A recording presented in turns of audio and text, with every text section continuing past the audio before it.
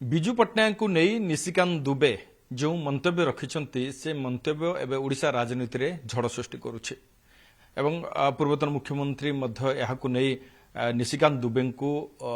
ମାନସିକ ଭାବରେ ସେ ଅସୁସ୍ଥ ଏବଂ ଟ୍ରିଟମେଣ୍ଟ ପାଇଁ ମଧ୍ୟ ପରାମର୍ଶ ଦେଲେଣି ଏ ସଂକ୍ରାନ୍ତରେ ଭାରତୀୟ ଜନତା ପାର୍ଟିର କ'ଣ ରହିବ ଜବାବ ଆମ ସହିତ ଯୋଡ଼ି ହେଉଛନ୍ତି ବିଭୁ ପ୍ରସାଦ ତରାଇ ଜଗତସିଂହପୁର ସାଂସଦ ପ୍ରଥମେ ଓଟିଭିକୁ ସ୍ୱାଗତ କରୁଛି ନିଶିକାନ୍ତ ଦୁବେ ନିଶ୍ଚିତ ଭାବରେ ଯେଉଁ କଥା ସେ କହୁଛନ୍ତି ଯେ ବିଜୁ ପଟ୍ଟନାୟକଙ୍କୁ ନେଇ ଗୋଟେ ବିବାଦୀୟ ଷ୍ଟେଟମେଣ୍ଟ ଯାହାକୁ ନେଇ ଓଡ଼ିଶା ରାଜନୀତିରେ ଗୋଟେ ସରଗରମ ମୁହୂର୍ତ୍ତ ଏବଂ ବର୍ତ୍ତମାନ ନବୀନ ପଟ୍ଟନାୟକ ମଧ୍ୟ କହିଲେଣି ସେ ମାନସିକ ଭାବେ ଅସୁସ୍ଥ ଏବଂ ଟ୍ରିଟମେଣ୍ଟ ପାଇଁ ସେ ମାନସିକ ହସ୍ପିଟାଲକୁ ଯାଆନ୍ତୁ କ'ଣ କହିବେ ଦେଖନ୍ତୁ ଆମେ ଜାଣିଛେ ନିଶିକାନ୍ତ ଦୁବେ ଚାରି ଥରର ସାଂସଦ ଜଣେ ବରିଷ୍ଠ ପାର୍ଲାମେଣ୍ଟାରିଆନ୍ ଏବଂ ତାଙ୍କର ବଳିଷ୍ଠ ଯୁକ୍ତି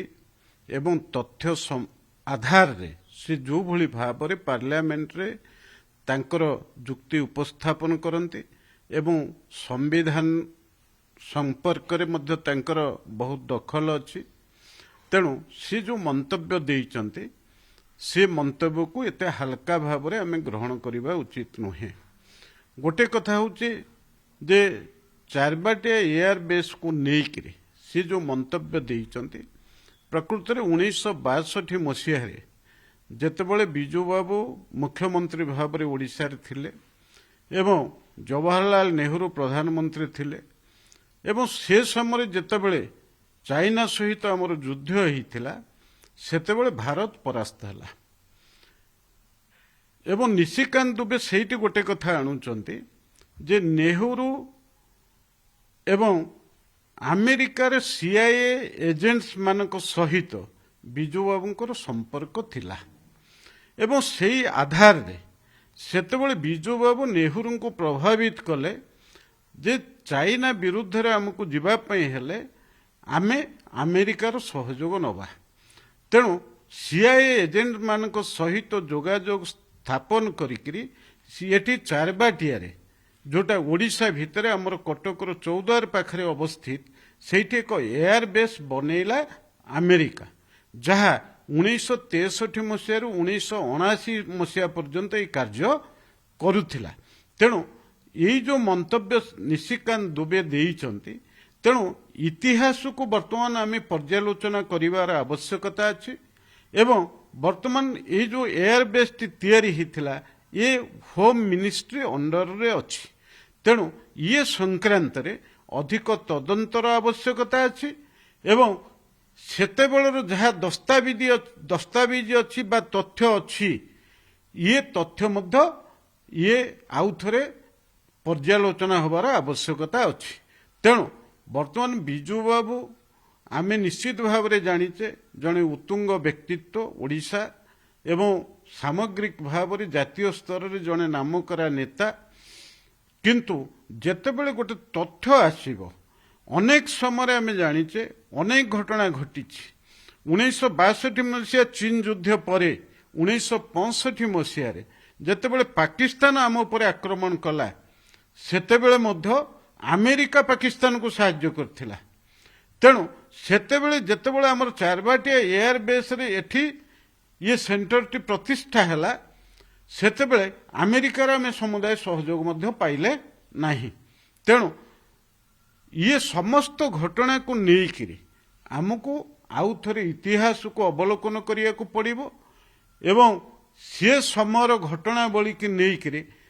ତାକୁ ଆଲୋଚନା କରିବାକୁ ହେବ ଏବଂ ଏ ସମୟରେ ତଦନ୍ତର ଆବଶ୍ୟକତା ମଧ୍ୟ ଅଛି ତେଣୁ ଏ ସଂକ୍ରାନ୍ତରେ ଏକ ତଦନ୍ତ ମଧ୍ୟ କରାଯାଉ ଯାହାଫଳରେ ପ୍ରକୃତ ସତ୍ୟ ତାର ଉନ୍ମୋଚନ ହେବ ସେ ସମୟର ଦେଶର ନିଷ୍ପତ୍ତି ଏବଂ ସେହି ସମୟରେ ଯେଉଁ ରଣନୀତି ଭାରତ ସରକାର ନେଇଥିଲେ ଯାହାକୁ ନେଇ ବର୍ତ୍ତମାନ ନିଶିକାନ୍ତ ଦୁବେ ଏବେ ସେହି ମନ୍ତବ୍ୟକୁ ଆଣିବା ଏବଂ ବିଜେଡି ଯେଭଳି ଭାବରେ ବର୍ତ୍ତମାନ ଭାରତୀୟ ଜନତା ପାର୍ଟିକୁ ଯେଉଁ ନିଶାନା କରୁଛି ଏବଂ ଓଡ଼ିଶା ଅସ୍ମିତା କଥା କୁହାଯାଉଛି କାଲି ସସ୍ମିତ ପାତ୍ର ମଧ୍ୟ କମିଟିରୁ ଇସ୍ତଫା ଦେଇଦେଲେ ନିଶିକାନ୍ତ ଦୁବେ ଯେଉଁ କମିଟିର ଚେୟାରମ୍ୟାନ୍ ଅଛନ୍ତି ଏବଂ ଆଜି ମଧ୍ୟ ପୂର୍ବତନ ମୁଖ୍ୟମନ୍ତ୍ରୀ ନବୀନ ପଟ୍ଟନାୟକ ମଧ୍ୟ ଶାଣିତ ସ୍ୱରରେ କହିଲେଣି ଆପଣଙ୍କୁ କ'ଣ ଲାଗୁଛି ଯେ ସେତେବେଳର ସମୟକୁ ପୁଣି ଆଣିବା ସାମ୍ନାକୁ କେତେ ଦୂର ମାନେ ଗୋଟେ ଯଥାର୍ଥ ବୋଲି ଭାବୁଛନ୍ତି ଦେଖନ୍ତୁ ଅନେକ ସମୟରେ ଦେଶ ହଉ ରାଜ୍ୟ ହଉ ଯେଉଁମାନେ ଶାସନ ଭାର ଗ୍ରହଣ କରିଥାନ୍ତି ତାଙ୍କର ଯଦି ନିଷ୍ପତ୍ତି ଠିକ୍ ଥାଏ ସେ ଦେଶ କିମ୍ବା ରାଜ୍ୟଟା ଶକ୍ତିଶାଳୀ ହୁଏ। କିନ୍ତୁ ଯଦି ନିଷ୍ପତ୍ତି ଭୁଲ ହେଇଯାଇଥାଏ ପରବର୍ତ୍ତୀ ପିଢ଼ି ପରବର୍ତ୍ତୀ ଉତ୍ତରାଧିକାରୀମାନେ ତାକୁ ଭୋଗ କରନ୍ତି। ତେଣୁ ଅତୀତ ଦିନରେ କଂଗ୍ରେସ ନେଇଥିବା ଅନେକ ନିଷ୍ପତ୍ତି ଇଏ ଦେଶ ପାଇଁ ଆଜି ବୁମେରାଙ୍ଗ ହେଇଛି।